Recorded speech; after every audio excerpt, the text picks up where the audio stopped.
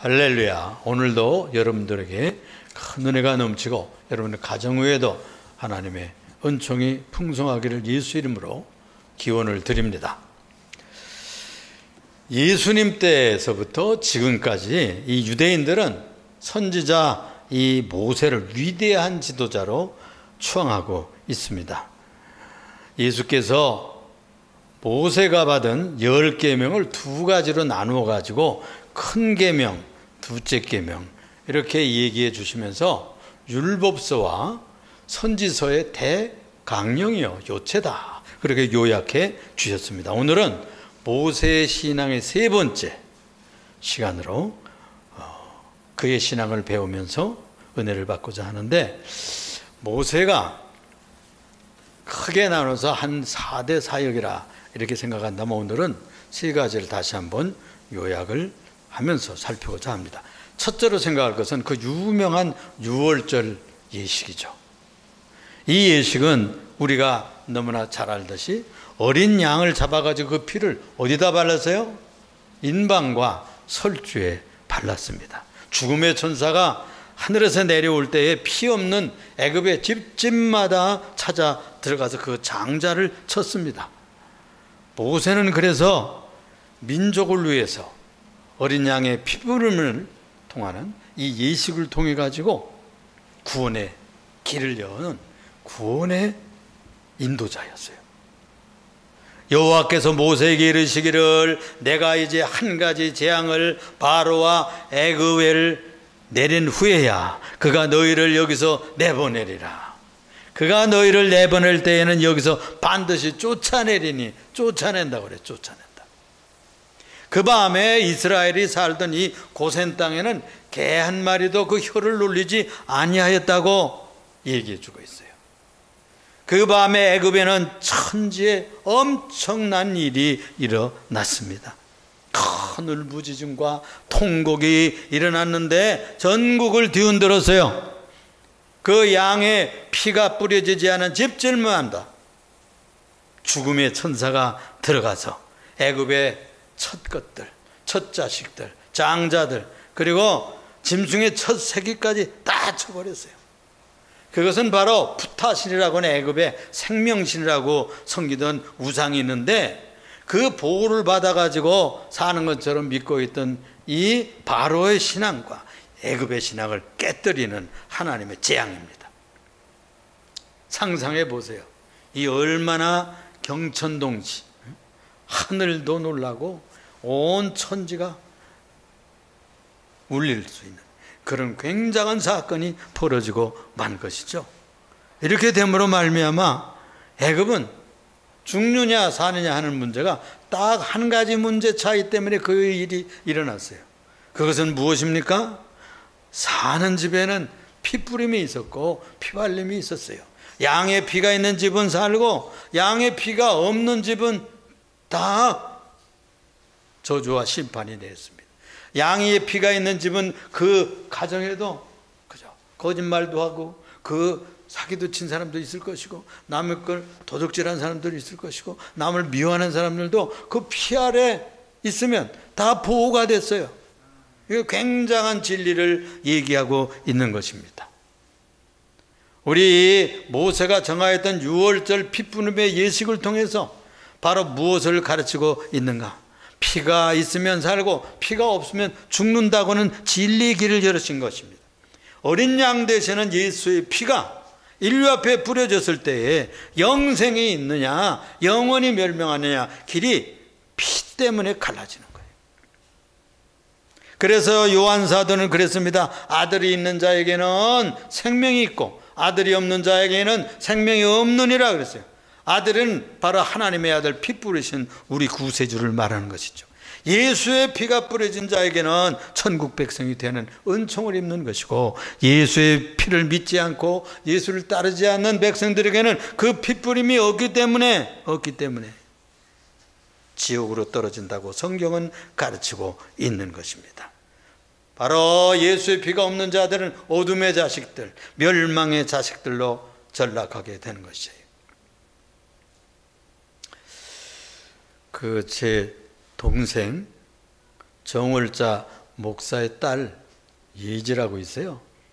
그런데 어렸을 때 유치원 다닐 때 천국을 갔다 왔다고 그러는데 천국을 들어갔는데 천국의 문지기 천사가 그렇게 얘기하는 거예요. 어디 보자. 예지의 손을 좀 내어보려무나. 그래가지고 손을 이렇게 내밀었더니 예수의 피가 있구나. 너는 들어가거라. 이러더라는 거예요. 그래서 그 어렸을 때 천국 다녀온 간증을 했어요. 그러니까 예수님의 피가 있느냐 없느냐를 아주 쉽게 얘기해 주는 복음을 체험하게 된 거예요. 출애굽기 11장 8절에 볼 것 같으면 바로의 모든 신하가 내게 내려와 내게 절하며 이르기를 너와 너를 따르는 온 백성은 나가라 한 후에야 내가 나가리라. 출애굽기 한 장 뒤에 보면은 12장 31절에 그 밤에 바로가 모세와 아론을 불러들였어요. 너희와 이스라엘 자손은 일어나 내 백성 가운데서 떠나 너희 말대로 가서 여호와를 섬겨라. 이렇게 내쫓다시피 했어요. 어린 자식들도 데려가고 너희 양들도 다 소도 몰고 가라. 애굽인들은 말하기를 우리가 이제는 죽었구나. 우리는 죽은 자들이 되었도다. 이렇게 부르짖었습니다. 바로의 신하들이 그랬어요.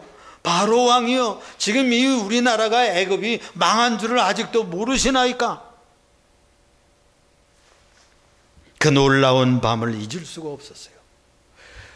이스라엘 백성들이 이 6월절의 밤에 저들의 믿음 속에 양의 피라고 하는 진한 핏부림의 기억을 가지고 그들이 가나안 땅에 들어가서 지금까지 6월절 예식을 합니다.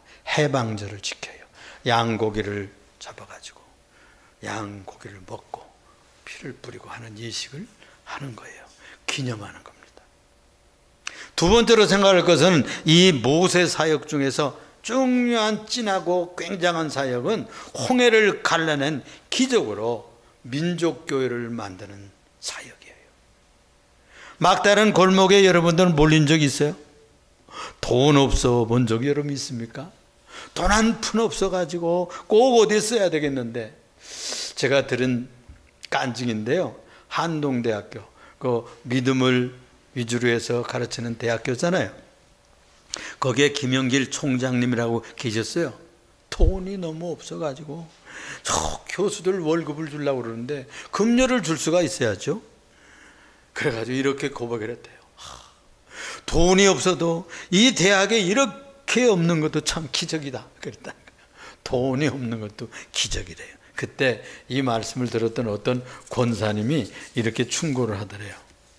그래도 총장님 또 그 부인 권사님한테 그래도 병든 것보다 낫습니다.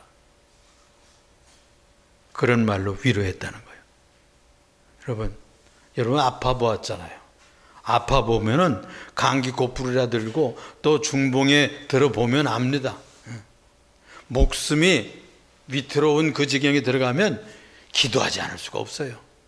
저도 그 간이 나빠졌을 때 기도하지 않을 수가 없었어요. 그래서 여러분들이 알듯이 환웅이 돼가지고 그걸 보름 동안 잘 제거하고 또 좋은 약이 있어가지고 그 항생제를 먹고 그래가지고 간이 깨끗하게 나았어요. 그때요 제가 큰 체험을 했어요. 어느 날 한 일주일 지났나? 그런데 제가 누워있는데 제 발치에 예수님이 와 계시더라고. 예수님이 와 계셔. 제가 그걸 환상으로 봤어요. 주님께서 나를 고치시는구나. 그렇게 믿었어요. 그래서 날이 깨끗하게 나았어요. 여러분, 우리가요 어려운 자리에 가보면은 기도하지 않을 수가 없어요. 애굽 왕 바로의 수비대가요 지금 이스라엘 백성이 출애굽은 했어요. 출애굽은 했다고. 그런데 나왔는데 그냥 가라 그러더니 마음이 뒤집어져 가지고 이 바로 왕이 말이에요. 특별 병거를 600대나 동원을 하고 자기의 그 수비대 마병들을 동원해 가지고 막 쫓아오는 거예요. 도망가던 이 출애굽 백성, 이스라엘 백성들을 추격해 올 때 이것을 보고 백성들이 그냥 울부짖었습니다. 하나님 앞에 정말 어찌하려고 하시나이까 우리가 다 죽게 됐습니다. 그래서 모세에게 막 원망을 했어요. 우리를 그냥 놓아두면 되는데 우리를 데리고 나와서 이 광야에서 우리를 죽이려고 여기 이끌어 나왔습니까? 뭐 이러면서 그랬어요. 모세도 기도했죠. 모세도. 그러니까 하나님께서 이렇게 말씀합니다. 너희는 왜 부르짖느냐? 내 지팡이를 내밀어서 홍해를 갈라지게 하라. 이런 명령을 내리시는 거예요. 그가 지팡이로 홍해를 향해서 내밀었을 때 그때부터 무슨 일이 일어난지 압니까? 그때부터 통풍이 불어오기 시작한 거예요. 태풍 같은 강력한 통풍을 하나님께서 일으켜가지고 물을 밀어내기 시작하는데 그 바닷물을 좁디 좁은 그 홍해의 물을 그냥 밀어내는 거예요. 풍력으로. 그래가지고 바닷길이 열렸잖아요. 새벽쯤 되니까 물을 얼마나 강력하게 밀어냈는지 그냥 바다의 바닥이 드러난 거예요. 그래가지고 거기를 통해가지고 이스라엘 백성들이 다 건너가게 된 겁니다. 그걸 행위기도라고 그래요. 행위기도. 우리가 기도가 그냥 목소리로 부르짖는 기도도 있지만은 집행위를 내어대고 있는 거예요. 이건 행동을 통해 가지고 이루어지는 기도의 능력이 실현되는 걸 눈으로 보면서 이스라엘 백성들을 건너갔다는 것입니다. 이스라엘 백성들이 다 건너간 후에 저 애굽 사람들이 뒤에 미쳐가지고 그 바다가 갈라져 있잖아요. 아, 우리도 건너가서 저놈들을 쫓아가자. 그래가지고 쫓아 들어왔을 때 모세가 어떻게 했는가요? 그 지팡이를 거두어 버렸어요. 기도의 손을 거두어 버렸어요. 그러면 양쪽으로 벽처럼 있던 그 물들이 어떻게 됐을까요? 확 몰려와가지고 온통 600대의 특별병거 애굽의 마병들 다 그저 엎어버리고 말았던 것입니다. 여러분, 여기에서 우리가 배울 것이 무엇일까요?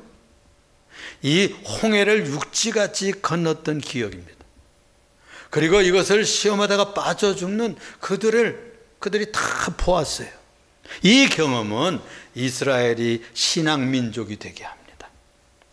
이스라엘이 거기에서요 하나님의 능력을 보았어요. 하나님 능력을 눈으로 똑똑히 확인했어요. 이스라엘 백성들 중에는 아브라함의 후손, 야곱의 후손도 있었지만요, 무수한 작족들이 노예 노릇하는 사람들도 같이 깨붙여서 다 함께 나왔다는 거예요. 같이 나왔어요. 교회는 그렇게 피를 뛰어넘습니다.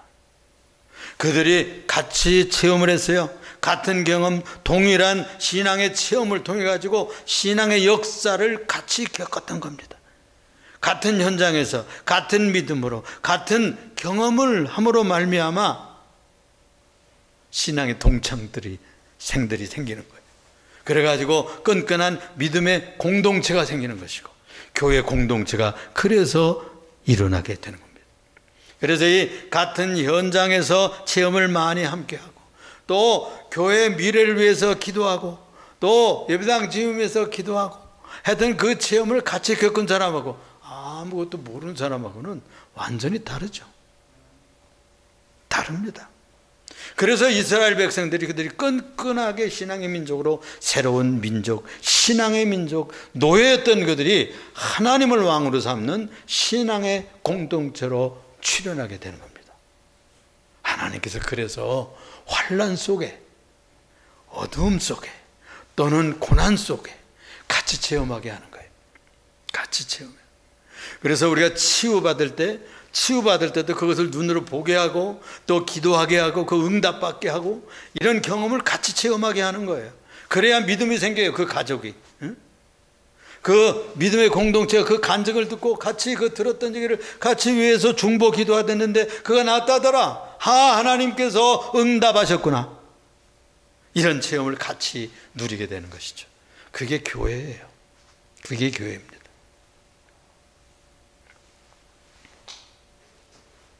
이렇게 고난과 눈물과 기쁨과 즐거움을 함께 세월을 보낸 교회가 형성되는 것이고 그런 교회로 조성이 되는 것입니다. 우리가 오경을 읽어보고 시편을 읽어보고 예언서들을 읽어볼 것 같으면 출애굽의 이 기적은 신앙 민족이 되게 하는 진한 역사였고 기초인 것을 고백하고 있어요. 여러분들이 그런 의미에서도 읽어보면요, 그 시편들에서도 이 출애굽의 기억들을 얼마나 생생하게 되뇌이고 있는지 몰라요. 이 부흥이라고 하는 것은 무엇이냐 하면은, 부흥은 은혜 받았다는 것을 다시 리바이벌 하는 거예요. 다시 살려내는 거예요. 다시 기억하는 겁니다. 그때 내가 은혜를 받았는데, 내가 그런 기적을 체험했는데, 그런 놀라운 축복을 받았는데 내가 이렇게 살면 안 되지. 그런 믿음을 가지고 자꾸 불을 붙이고 열심을 내고 기도하고 헌신하고 이런 길로 발걸음을 전진해 나아가는 것이 신앙생활이며 부흥인 것입니다. 모세는 실로 이 막힌, 그리고 억압했던 저들의 억압을 탁 깨뜨리고 깔아놓은 홍해를 갈라가지고 400년 동안 노예로 살던 저들에게 어떻게 자유가 오고 어떻게 해방이 왔는지가 성경을 읽어보면 너무나 확실하게 기록되어 있고, 이것을 통해서 모세는 신앙의 영웅으로 드러나게 되는 것입니다. 모세가 민족의 악기를 연 목자였다고 하면, 선지자였다고 하면 우리 예수님은 누구든지 예수 믿으면 예수의 피표름을 받고 그를 영접하면 하나님의 자녀가 되는 영생길이 열리고, 사망의 길에서 생명길이 열리고, 사망과 저주에서 영생길이 열린다는 예표가 누구냐? 바로 모세 사역이에요. 모세 사역을 보면은 6월절에서 피 뿌리는 사역을 배울 수가 있고, 나는 길이요 진리요 생명이니, 그래서 예수님이라고 하는 그 생애를 통해서 쫓아가면 하늘길까지 열리는 그런 영생길이 열리는 겁니다. 마치 홍해가 갈라지듯이 하늘문이 열리게 되는 거예요. 우리가 오늘 정대호 장로님이 그 야곱을 위한 사닥다리 기도를 했어요. 베들에 가서 그가 외롭게 엎드려가지고 자기 집을 떠나가지고 저 바다나람으로 가는 중에 들판에서 잘 곳이 없으니까 들판에서 돌베개하고 자다가 꿈을 꿨는데 하늘문이 열렸다는 거예요. 하늘문이 열려가지고 사닥다리가 열려서 거기에 천사들이 쫙 걸어 내려오는 거예요. 또 이 천사들이 또 올라가는 거예요. 이래가지고 그 사닥다리에 오르락 내리락 하는 환상을 봤습니다.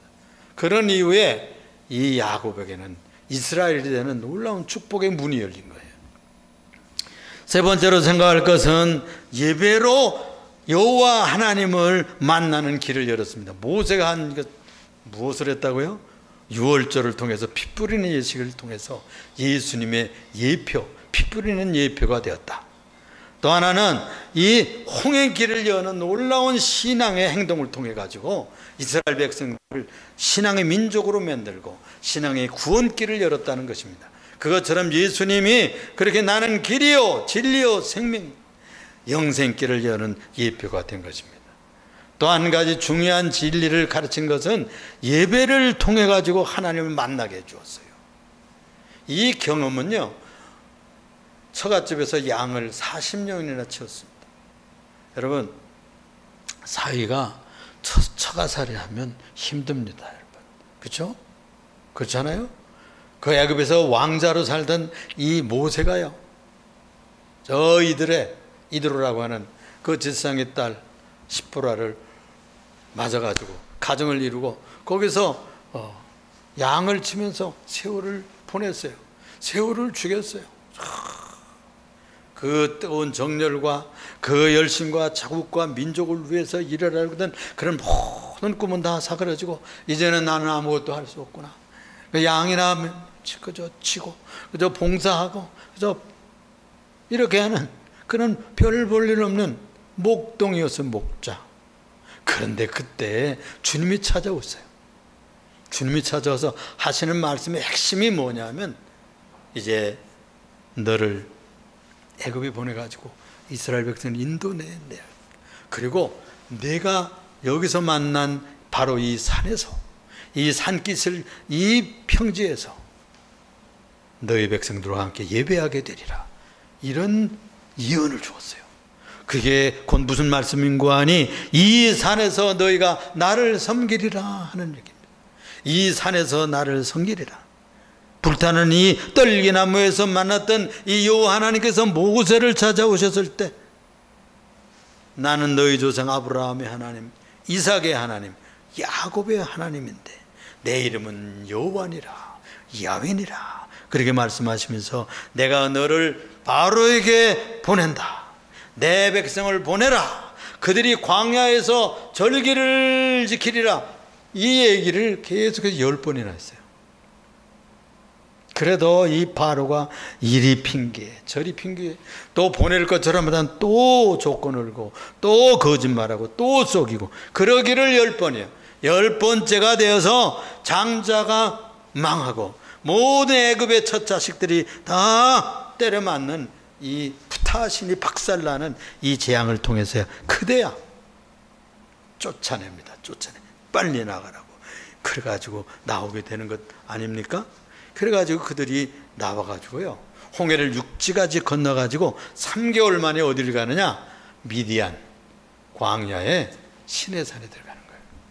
지금의 그 시내 광야에 있는 시내산은 그냥 연구하다가 여기로 하지 그래가지고 정했다는 거예요. 근데 그게 아니고 지금 사우디아라비아 쪽에 미디안 광야에 시내산 호렙산에 같이 있습니다. 그 시내산 호렙산 그 산 앞에 자기가 하나님을 만났던 그 광야에 이스라엘 백성들을 데려오게 되는 거예요. 3개월 만에. 그래서 오늘 읽었던 말씀이 바로 그 말씀이에요. 출애굽기 19장에 보면은 하나님께서 시내산에 강림하시기 3일 동안 너의 몸을 정결케 하라. 하루 지나고 이틀 지나고 3일째 되는 날에 몸을 깨끗이 한 후에 하나님 앞에 나아가서 하나님을 만나보는 장면이 여기에 나오는 거예요. 그래서 이 먼저 생각할 것은 이 예배라는 게 뭐냐? 예배가 뭐예요? 예배가 뭘까요? 은식군. 예배가 뭘까? 하나님을 만나는 거예요. 다 같이 예배는 하나님과 만남이다.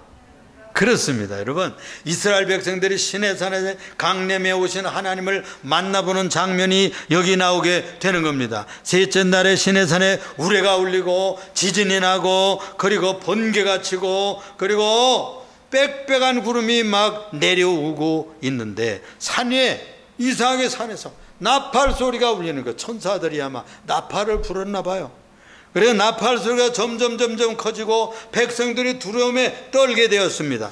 모세가 백성들을 다 장막에서 나오라 해가지고 제일 앞장서서 하나님 앞에 시내산 산기슭에 데리고 나와서 경배하게 하게 됩니다. 하나님과의 만나는 첫 예배가 되는 것입니다. 시내산 바라보니까 거기에는 옹기점 같은 그냥 옛날에 여러분들 옹기 굽던 옹기점이 있거든요. 거기는 이렇게 언덕처럼 이렇게 비스듬히 되어 있는데 굴뚝 속에 그 안에 다 옹기들을 빚어서 넣고 나무를 떼요. 그러면 그 연기가요 얼마나 떠오르는지 그것처럼 여기에 표현이 그렇게 되어 있어요. 옹기점에 그 연기가 자욱하고 떠오르는 것처럼 시내산 위에 막 연기가 피어오르고 불이 타 하나님의 불에 의해서 불타고 해야 되는데 여호와 하나님께서 불 가운데 강림하시니 불 가운데 하나님이 강림하여 내려오는데 산이 진동하고 7.1도라고 한데 일본 앞바다에서 다시 이번에 강진이 있었더라고요. 나팔 소리가 점점 커지고 모세가 하나님 앞에 나아가서 아뢰고 하나님이 또 대답하시고 말씀하는 소리를 그들이 들었어요. 그러니까 너무나 무섭고 너무나 떨려서 회중들이 하나님이 우리에게 직접 말씀하시지 않게 해주세요. 두려워서 우리가 죽을까 합니다. 그래서 모세여 당신이 대신하여 나가서 말씀하시고 들으시고 우리에게 대신 말씀을 전해주세요. 중보자로 세우게 되는 것입니다. 그래서 모세여 직접 하나님 말씀하시지 않게 하소서 우리가 죽을까 하나이다. 우리가 마태복음 누가복음 또 복음서마다 변화산에 올라가서 일어나는 얘기가 나옵니다. 베드로, 요한, 야곱이 변화산에 같이 예수님과 함께 올라가는데 갑자기 기도하는 중에 예수님의 모습이 변화되는 거예요. 그리고 해같이 얼굴이 빛나고 옷이 그냥 찬란하게 되고, 그리고 모세가 나타나고, 그 다음에 엘리야가 나타난 신비한 환상을 보게 된 거예요. 놀라운 실제 모습을 보게 된 거예요. 그들이 너무나 두려움 중에 그 체험을 하게 되잖아요. 그런 것과 같이 이 사람들 전 민족이 하나님이 강림하시는 모습을 보았습니다. 하나님께 나아가는 자는 반드시 그가 계신 것과 그를 찾는 자들에게 상 주시는 이심을 믿어야 할지니라 그랬잖아요. 은혜를 얻기 위해서는 은혜 주시는 그 하나님께 담대히 나아갈지니라 그랬습니다. 우리가 믿음을 가지고 하나님께 나아가는 것입니다. 또 예수님께서 말씀하시기를 예배하는 자는 신령과 또는 영과 진리로 예배할지니라. 하나님은 영이시기 때문에 우리의 마음을 바치고 정신을 바치고 우리의 영혼까지 들여서 하나님 앞에 나아가야 진짜 예배가 된다는 것입니다. 몸은 여기 와 있는데 생각은 저 집에 가 있든지 시장터에 가 있든지 이래서는 안 되는 것이죠. 우리의 마음도 여기 오고, 그리고 우리의 정신도, 그리고 전인격을 주님 앞에 내보이면서 나아가는 것이 예배입니다. 이렇게 예배는 하나님을 배우려 오는 일이에요. 예배는 성도들이 몸과 마음과 정성을 다하여 주 앞에 나오는 그런 인격적인 만남입니다. 모세가 백성들을 하나님 앞으로 데리고 나온 이유가 바로 거기 있는 거예요. 성도들은 그래서 예배하는 것이 사명입니다. 시내산 앞에 백성들을 다 데리고 나와서 그들이 경배하게 하고 시내산에 올라가서 십계명을 받게 되잖아요. 십계명을 받게 되는 그것이 바로 그 다음 장에 나오는 출애굽기 20장, 오늘 아침에도 우리가 교독한 그런 십계명입니다. 두 번째로는 그래서 예배는 삶과 필히 연결돼야 된다는 말씀을 여기서 가르치는 겁니다. 그래서 만나고 예배하고 내려가면 되는 것이 아니라, 예배라고 하는 것은 하나님을 배울 뿐만이 아니라 산 아래 내려가서 세상에서 어떻게 살아야 되는가 하는 그런 다짐을 하는 순간이 되는 거예요. 그리고 나아가서 계명대로 사는 삶이 예배예요. 예배. 그 십계명에는 두 가지로 되어 있다고 그랬잖아요. 한 계명에서부터 네 번째 계명, 하나님을 공경하고 사랑하라 하는 계명. 둘째는 그와 같으니 내 이웃을 내 몸과 같이 사랑하라. 이것이 선지자와 그리고 율법의 요체다, 강령이다, 그렇게 가르쳐 주신 이유가 거기 있습니다. 이것은 해도 되고 안 해도 되는 그런 것이 아니에요.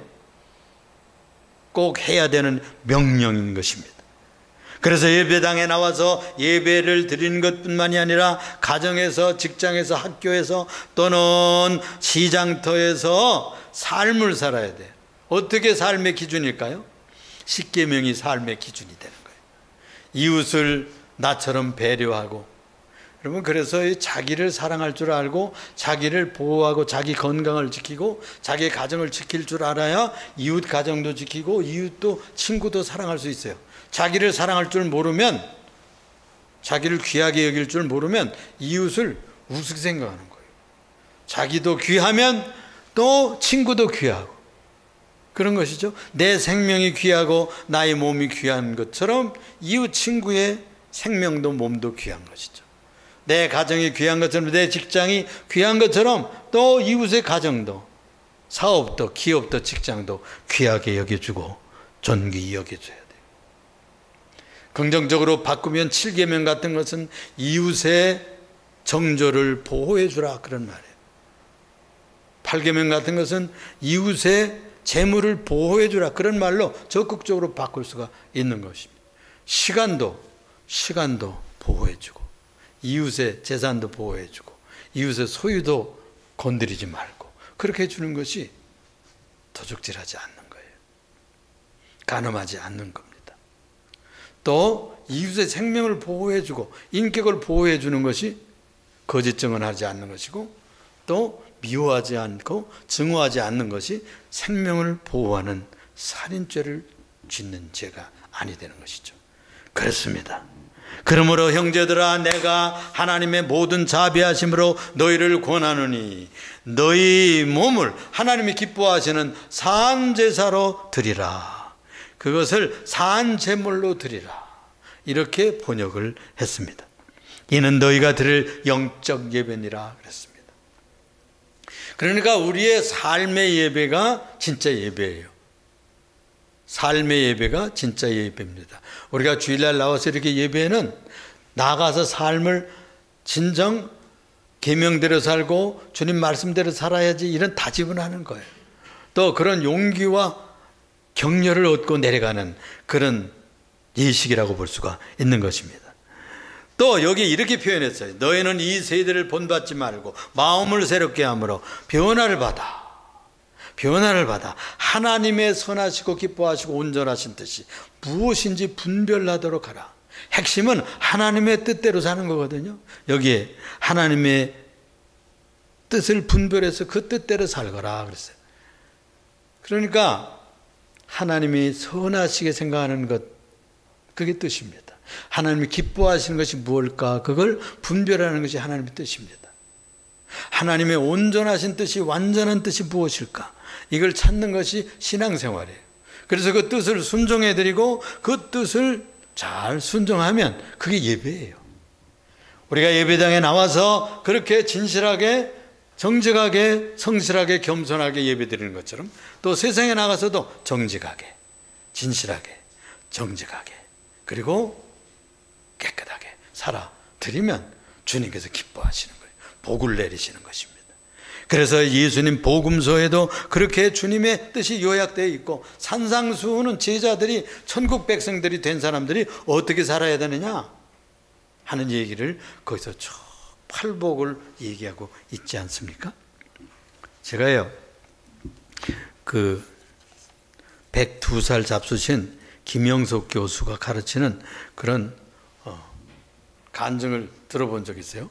또 신문에서 그것도 읽기도 하고 그랬는데, 거기 보면 이런 얘기를 해요. 뭐 철학적인 얘기를 하지 않더라고. 그 젊은 우리가 청년 시절에는 그분의 그 책들을 많이 읽고 인생에 도움을 많이 받았거든요. 그런데 그분이 102살 나와서 간증하는 얘기를 들으면 철학적인 얘기를 하는 것이 아니고 자기가 어떻게 살았는가, 자기가 40대까지는 어떻게 살았는가. 젊은 날에서는 돈 벌기 위해서 살았대요. 생활이 너무 자녀들이 많고 이북에서 내려온 자기 동생들도 있고 그래가지고 아주 힘들었대요. 그래서 아주 급료 많이 주는 곳에 강연 가고 이렇게 하는 것이었어요. 그런데 한 번은 큰 회사, S 회사에서 강연 초청이 약속되어 있어요. 그런데 바로 그날 같은 날에 대구에서 그 개성학교에서 자기의 제자인 교감 선생님이 찾아온 거예요. 그래가지고 강연을 듣기로 지금 모시러 왔는데 따블이 돼 있는 거예요. 아유, 가기가 힘든데 거기서 약속이 돼 있는데 돌아서 나가는데 얼마나 마음이 아프고 안 됐는지. 그래가지고 자기가 가치관을 그때 바꿨대요. 그래서 잠시 기다리라고. 그래서 그 S회사에 전화를 걸었어요. 그래서 내가 이런 일이 있어서 다음에 갈 수 있는 길이 있으면 좋겠다고. 그렇게 거절을 하고요, 그 학교에 내려가서 강의를 했다는 거예요. 그리고 와서 생각을 하니까 얼마나 보람이 있는지. 그때부터는 자기가 돈을 많이 버는 것, 강연비를 많이 주는 것을 가지를 않고 의미 있는 것, 가치 있는 것, 그런 것에 강연을 가고 그렇게 살기로 작정했대요. 그 이후에 그의 인생은 복된 인생이 되어가지고 그 이후에 보니까 강연하면 더 많은 수입도 들어오더래요. 그래서 보람도 있었고 풍성한 삶을 주님께서 살게 해주셨다는 고백을 하더라고요. 그렇습니다. 그는 소유를 위해서 살지를 않고 가치를 위해서 살았다는 거예요. 생명의 가치, 삶의 가치를 위해서 살았다는 거예요.